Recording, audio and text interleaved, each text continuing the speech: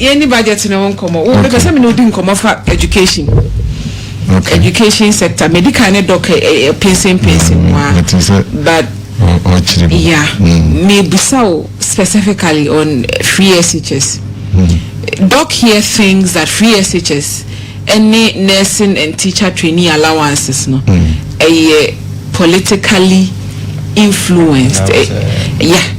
First year no so first year university for fees no so sa na nya de see hia pa na mum aban hu ne seso mo ka so mu twam say kim ana o ma anya e bo na o ma hye ni nti opposition be so mo kon Ghana for be so mo kon hu ne say sa na tia na genuinely this money sa ye hia se ye tua e ko ba bia ya allocate ni sisi.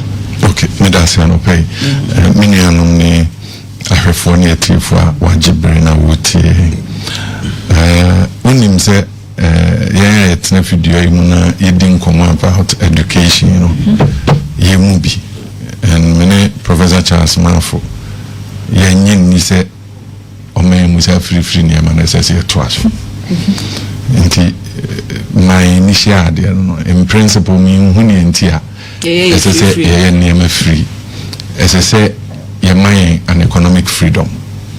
Out of that economic freedom, no, as I say, ye Jumani Tia and Kaye. Na yedi ya ketia. Bra said ye pesi at the bon. Right. What I say, inti say ye to 2 year name ye na o mind economy nijina ye a ketia bia mejeno. Said ye me pesa me bon me bra no, me bonisa. Because and your man on the free no, ye the investments are nka ebi pija ye the dum pempen so bi but enyame na me wa ban na ban horo aba no efize nam kwan o mufa zo wi aye nti no ehia se ya omo boa wo mo a wo mo ni bi no na omo ate wo mo nkomo no ase the free SHS policy arrangement no ohe sika and lawyer can who asema no pay ohe sika about 3.5 or 2.8 ana ye de kohon na otise politicians ne ye na ne di sika no bisa ho say ofa o mine budget a be saying you no be 10% of our budget nti den na ne enu ne di sika but because of populism near man intino eno na ebe flagship and your man, yes, and no, ama o my Ghana, ya one two dinko mubiana, the Bewan uncle for a sorry, I saw conse and they are other boyena. The political parties, you know, spend time discussing that. Okay. Even when parties in opposition, I can't say, here's a sign when you be, you know, a buying crop was you almost a trim. And also confirm come by, but I'm sure that yenya kwenya kusku you can review and this is card him and your pet. But to look at it from the budget perspective, I say Abayaka say out of the budget will devote to ska dedicated money and none bibia a dance if free SHS and come here dinum prend to one and then they are buying through the budget all can a dedicated source of funding. Okay. Which means sikawi at dahwa ne botae ne se ya de bekwa akobua won a secondary school. Inti nye se ya kasi ya mamusika but sikana enna ho nti ya follow ya na ya jene dia kakra ni abenje lecturer dia kakra ni anje journalist dia kakra nti da ye bekosi ye kwajiska lawyer eni kuma ase no na chesa asema ba nti ofra na wunya no a ontimi nsan ni ska ni through mu so ma then there is a challenge oba fra na lecturer metu kwan me diska na jawfie ubekofie na de diska na ja ni ho nti na sabre no kofo hieska yenyeska mfanko as they are buying say me yisika to at any point bia e ba school for no nkomo asika omuhia no ye de be ma wo. Okay. That is one significant idea in the budget. Abaya can say utu huanamo. The issues about first years are buying say or share.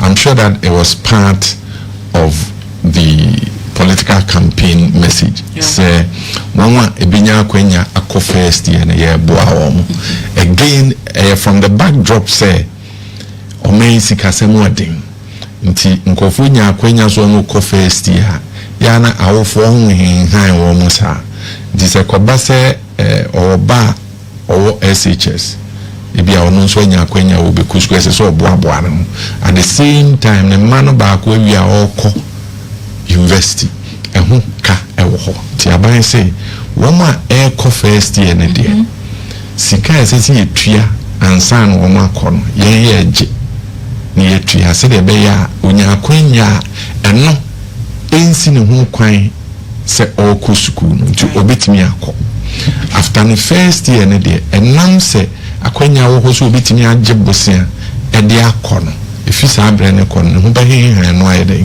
no atu anamo se ohwe wo men yensika se de etie ni yenya ene te se de me chance en politicians faso edi yesika no yenya ye kuruma no yenya so mfaso na obeka se eye because zika no so man fa anye we ombidi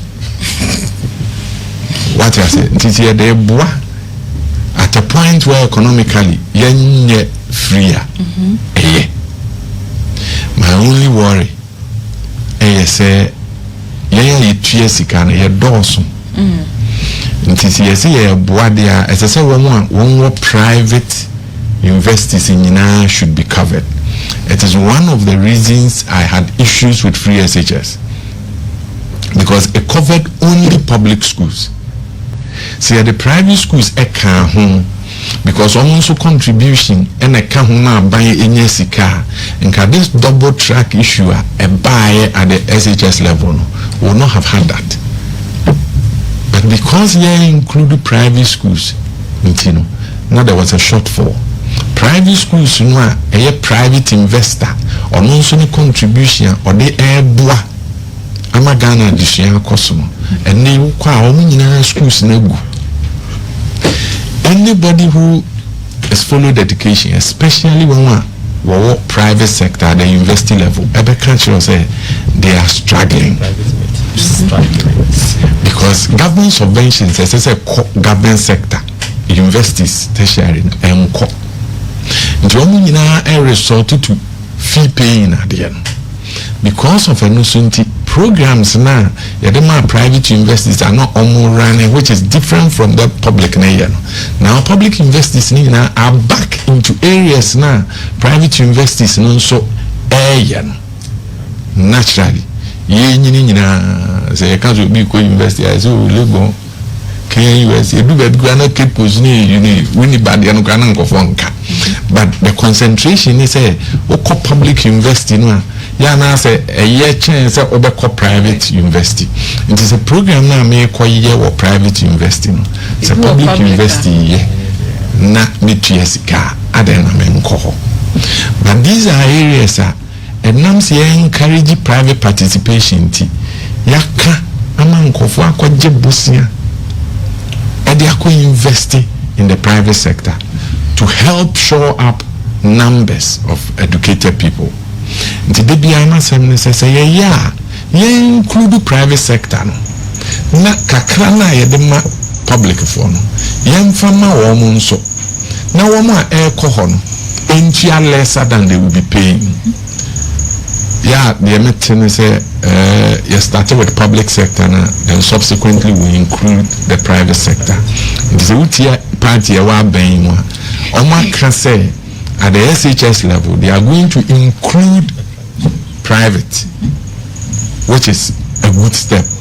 Just as the student assembly at the end of they would encourage government says or shall say with public schools but in term now always will be included private no na emwa ebe kushi no. The colleges of education, teacher training, nursing training, again makawaha and if you were you surprised to see their allocation? Yes. You were surprised? Yes. Why? But it was part of government, party in government, and that they will cancel it. I was not expecting. Is it populism? Okay, they have come to explain, and their explanation sits well with me. And they're saying, Edikai, Aben, Mebaha be the Hong Kong, Abaya, party, and a waben, I know opposition. Obekai say, Dr. Mahmoud Bawumia campaign or choir in one of these institutions. Omkudi Hong Kong, Mama, a Rababi Pijan, and Sase, Waba for 3 years. Allowances not be my. And my vice president Kokasu, one finance minister be doing and all of that. There's a backlog of payments. Na SSA Abayanye from nursing training, teacher training. It is our Canada one. SSA ye can free ho. Even though maybe school, what I say? A can SSA ye free ho because there is a commitment. For a coin. Out of that, Nkofa ko jibosiane ande. We are sure say sa facility need ni hwa. Nka nipa bebre goma ko school awie because a car omobo even entry. Na nya asam ketwa.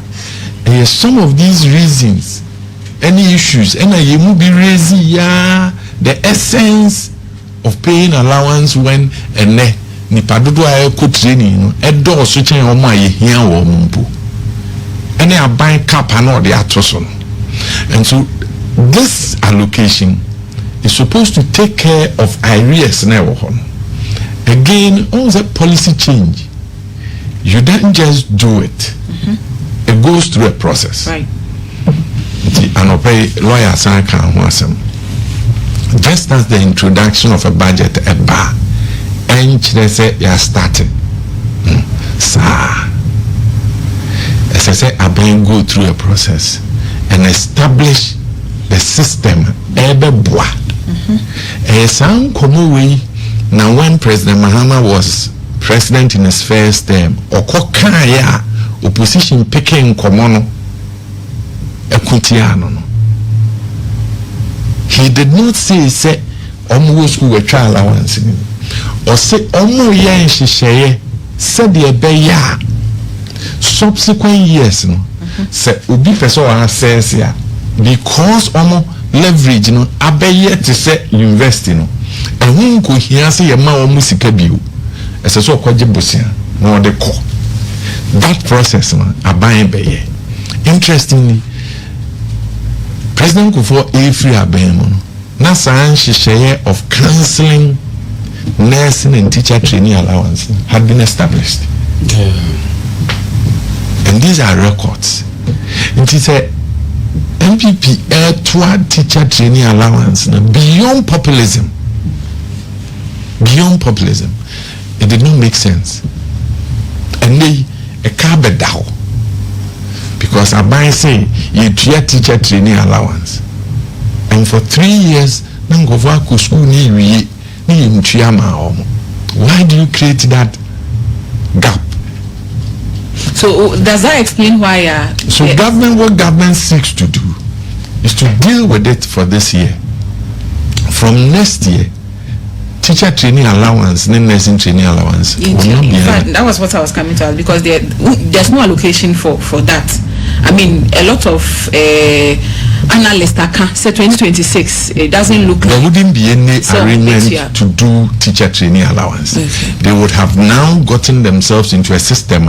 Emma Omunso assess said the other universities assess because say what do pempen so utimi no aduane dia na won chance ya de ben no aduane nti anu na emma me a certain relief say let's deal with the backlog yen create an administrative system going forward so as far as education is concerned, those are my issues. Okay, I have one last one. Asana Makodoko. What we say, so let me read this to you.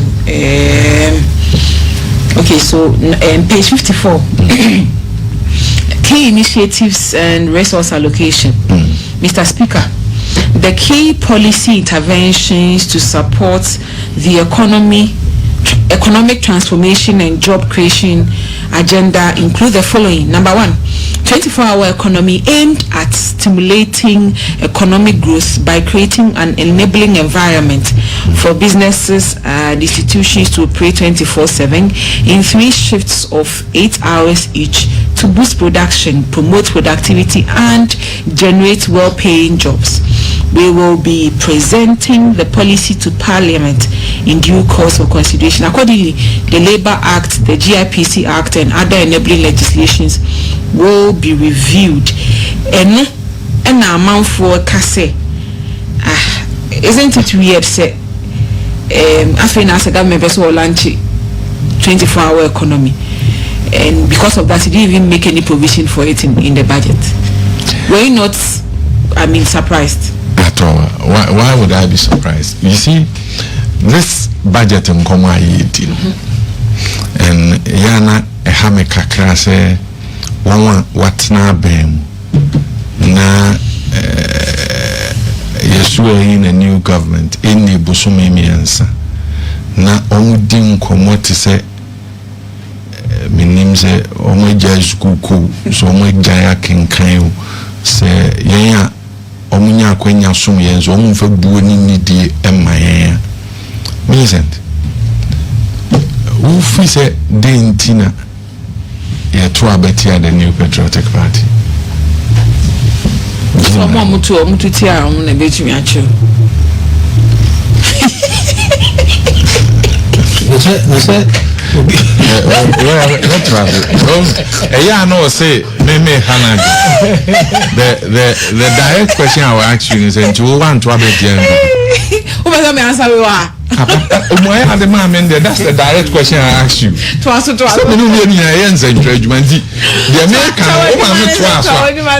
moment I'll be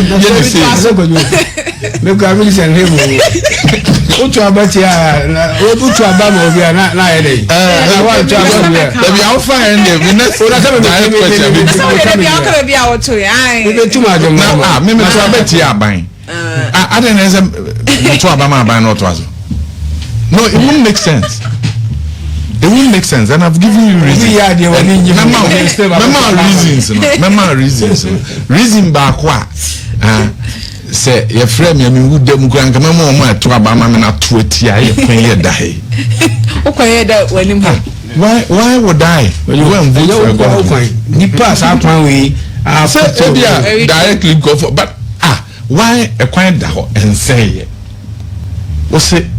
Oh, be say kwan na wa yin yi o say kwan wa yin yi enyuma wa ha nyina egu madwuma ka ho because I no na me djumi didi wo ho na me so ya na makoto aba ama how mintinti but the point I'm making is say ema party ane wa ban mu ye tuti a ho eye ahokyere ana ye wom aden na ne wa ahokyere mu na aban diska eburudio onya so aban na odiska buru ne onya so ena ne onya no na onsan fanya ne ma ebema niska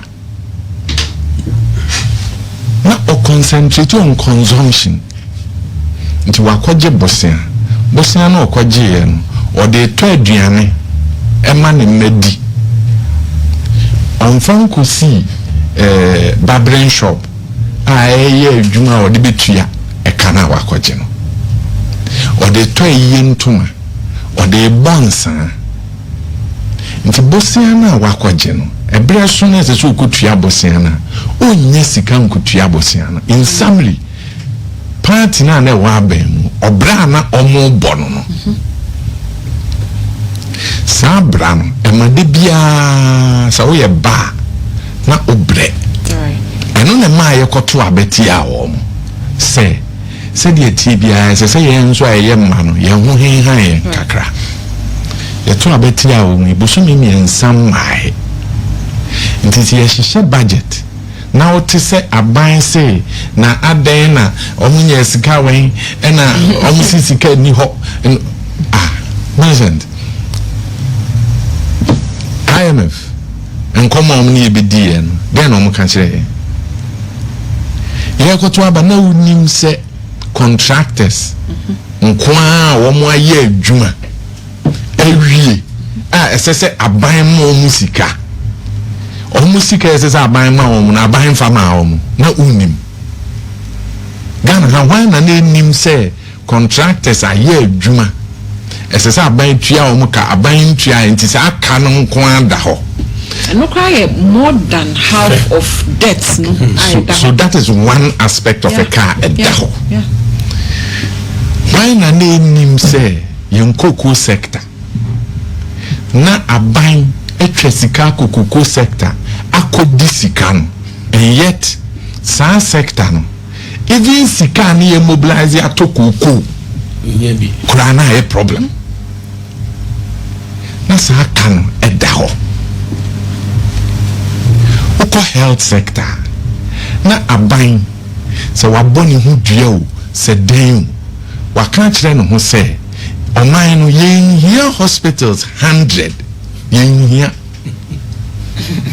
but aban ka kire no ho se covid na ba yi ni nti no ono okosi 111 hospitals oniska but osi obesi and NPP for so and oman who allocation to agenda 111 anything am come chia me person me we tie for no omo hwe no eti enema na omo ye na se because enema na omo ye no se ya ma Ghana fo enhu se omo ye mambofo a ye koye nim ye bebre because komo no omo di no omo nim se omo di ntro but omo kan chiro omo se ombe partisan politics nti ntro no omo bedi e bi se ade na wo so wo ye no sika o de ye wen abansi o simprempren ya de o sika 100 million edaho 100 million na o da ho no no na pay you aban foforo no a aban no na wo ho a obe succeed no fund a o create to ho no sa fund no na sika dem nti okotam sa scan no dey share hospital na say yes we say hospital bia ebe cost between 18 and 20 million dollars into say $100 million da ho dia any no worries first enu we na yen say yes hospitals enu ye wie ye be fan crofo am makoye adwuma and here ubi so our health sector na challenges are on our health sector even without building new ones the one see a resource with equipment we should be fine. We will not be comfortable, but we should be fine. It is a sika I bet me see a new every modernized hospitals na ye be kwa ye adwuma ne yakọ nwa na aban se onyesa obesi 111 or the 100 million no e ko hye 100 11 ah mu bia ni ho betimi awie se bia ni enso no mo you see you go on edu ba bi na ye di nkomo no na wunya nkofo mo mo ka se o ya ma refi mi wa na hospitals ni bi sisi ho a ye a wo se ye ni ma ni ma bi na ka ye adwuma o ti ase ye se ye nye na ejidi anamo David na nya de o ya o ti ase san krofo yi tu sa na mo no e ko share hospitals na se if afe ba ko achi mampani be kan kire so 18 months problem aba ho adan a o se nsaase a be sisi wo so no kra e ho asem ka aye den na se biu se nyem panimfo e no mo ye e chen yen nka san ko mo wi wo di wi a e se woni mi hia uchi anu mpo because sabi nyansa bia ni nkomo no di kire ni mu nti se ne wa hyase nkofo akoho eka abeto ho na se ye budget and that budget looks at kwanya ombe faswa ombe timi a solve problems, then when him said Dana me can't say me problem back when President Mahama wo yes ankomo a wo di say oba projects are uncompleted or per se or twice because I didn't need my alternative was that oba oma yin who said ne wo hin ne so on fa so ma yen we should abandon it. Like cathedral. Okay, I say even in the hospital issues, and when Geji Kwame ni Srebonuma, immediate need as far as Apomodeye concerned, any building of hospitals. Can you imagine? It cannot be building of hospitals. Because the existing hospitals in the challenges are almost under-resourced. To me, I don't subscribe that Abayaba na project BIA shati BIA we must do an evaluation analysis. Because we are talking about an economy. Economy na era ni sikenim, and it is the reason here any IMF for aiding komo ayakofa ayonkofa yebre na nso esese fasa ayonkofa no uyi no to nchen makaro sector and makakoko okay kohwe infrastructure contractor abide amankrofo yensi we a ontuaye sa kani nyina wajagu ho nti otiso on say na se ye moye humoden ene ye nyeska ka ban obae nke ska ben wo de bebo bra na wa ba o kase obon. If you make reference to 2016 coming into 2017 na ohe economy na NPP inherited NPP economy now inherited in 2016-2017 na almost say the worst economy any government will inherit. Even I'm taking over I'm escape to my forecast eto cars of fro my 125 ministers are near Triamoka, even in that economy. And this economy, compared to economy now, only inherited now to say Obi NPP no say economy by inheriting better than the Ombetoya. What do you say to the allocations to the presidency? What allocations? Oh, so almost say omo allocate 8 points 1 billion. Na almost one number ni sha. Mama ngaze micho. Me person me kase bia de areho beba. But you see say usia obi o MPP MP o temra she bedwam. Na okasa a wo de reference ya. Oya mambofo wa bon. Bibia me kancho so onye mambofo a wa bon unsua de. Nkomo no mudi no kodwo pon kroma na ele di saade no. Kache kodwo say economics no sua ya no. Obitimi di aye na papa bere ye de ama my Ghana. Nti wonya de oye no. Economics. Because nkomo na odi no. You won't find it anywhere. Me say obidi nkomo wi afa budget no. Na hwehwem. Na bisa ho say nsem no ka na e budget ni mu ana. Okay. You employed over 350 presidential staffers. From political parties. After less than 30. We say, ono sika aesu e de ko sa sector ho. Echen wo die no. Oso ohunu wai e wo budget nim. Because the explanation has been given. that it's supposed to take care of the whole information service department and the other people within a whole. Na omucha omu sikani wia. Na information service department. Na omu budget nso ye different. Apart from omu na presidency hono. Na information service department budget so ye different. So this is like a combination of everything. I mean, and common omu dino. Apart from say omu ye mamboefo, and also omu abon, we cannot even be entertaining common omu dino. Intimacy now. So what is say omu din common na? Pick the budget. They needed this clarity. What I said, pick the budget. Look at the budget. Now share a car. William, I don't envy this administration. And I'm not expecting anything extraordinary. Right. But my excitement in say budget focuses on building the local business na Ghana han. To ensure say business people na mind Ghana mono. Ebetimi asori agina. The 24-hour economy must come with a policy. You see, say omu person mushia dia, obiani omu kontokwa.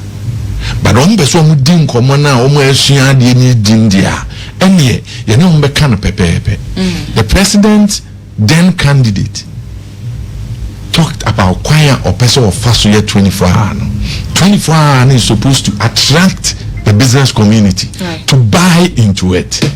Into any ho ena all man awo ho esese wo ye nhihye san nhihye no esese ekomra hye bedwam right esese o man ni gitum sesei ne ye beye ni eho akade ni se wo de wo ho ebedom a say tax reliefs a wo betimi anya ni ne aban betimi aboa wo ho eni. I understand. The fact that Abai say, may you wait. It is said, no more country, a 4-year mandate. Who criticize the NPP government or say, see, you mandate now more than mine. In the 7th year.